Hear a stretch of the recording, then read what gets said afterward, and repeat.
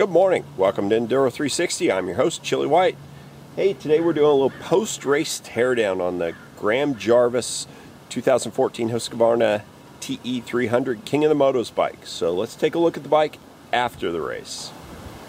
So Graham finished third overall at the 2014 King of the Motos. It really wasn't as difficult or challenging as he was hoping for. It turned out to be more of a really fast race with some pretty high speed averages.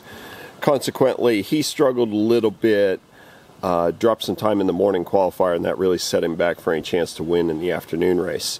Also, it means the bike really didn't take all that much abuse. Let's start by looking at a couple things here.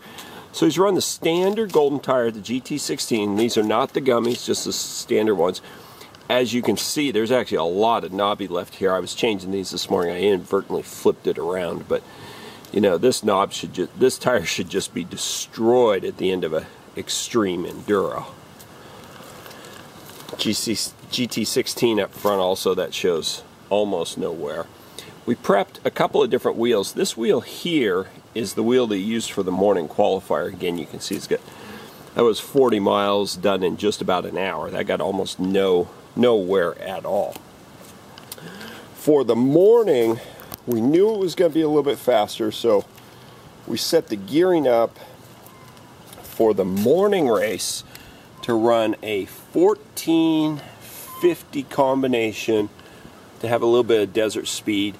Then in the break between the two races, he swapped the countershaft output, this 13 on, so it was 1350 for the afternoon race.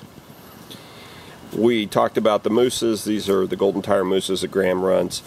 You can see the rear here that was drilled out with a 3/4 inch spade bit, and it's got one cut on each side, but it really doesn't show too much actual wear. You can see it didn't spin around. We ran 3 rim locks on there, and that really held the tire in place well. Front mousse, well, that thing looks like brand new. It really didn't get any use or abuse hardly at all. In the front, Graham runs no rim lock at all, and then the rear, we ran these low profile metal, I don't know if these are Motion Pro ones, but I think they make one like this.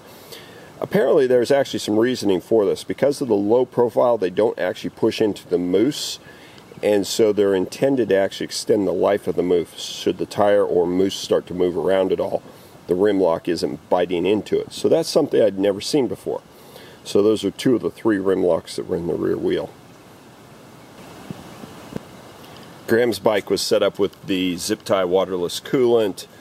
If you look in there, I don't know if we can actually see it at this angle, but it's completely full. He didn't lose a drop of coolant. We also set the bike up with a fan with a manual switch. Now it had the little trick KTM switch that mounts right here on here, but for some reason when we were testing, that switch quit working. So I just yanked the wires, we took that off, cut the wires, put a couple of blade connectors on, and just plugged it right into the headlight. So that's a real simple way to make a manual switch for the radiator. Not plugged into the thermostat or anything like that, just flip it on when you need it. So absolutely no cooling issues at all. As we look at the bars and grips and the newer style KTM flag handguards here, again, really no damage at all. Graham is so smooth, he just never goes down the bike. I'm not as wild about this 2014 style of handguard as the previous generation was. I broke 2 of those at Romaniacs. They tend to tear off kind of easy, so but again, not a problem for Graham. Really the only thing on the bike that shows much abuse is the exhaust there. Again, Graham just likes to run the stock exhaust. I actually tried to talk him into putting an FMF gnarly on last year when he was here. He's like, nope, just want to run the stalker. He had that FMF silencer on. That was something he brought with him, so we put the stock one back on here. We're going to test this bike tomorrow, get some riding time on it. So yeah, I'm actually pretty anxious to ride it. As for the rest of the guards, we definitely see some action there, some wear and tear, but no real abuse. Everything nice and protected real well there on the linkage, on the rear disc, and then this scratch, I think we actually did that in the van. I don't think he ever really tipped over sideways hard at all. Radiator guards don't have any marks on them at all. So there you go.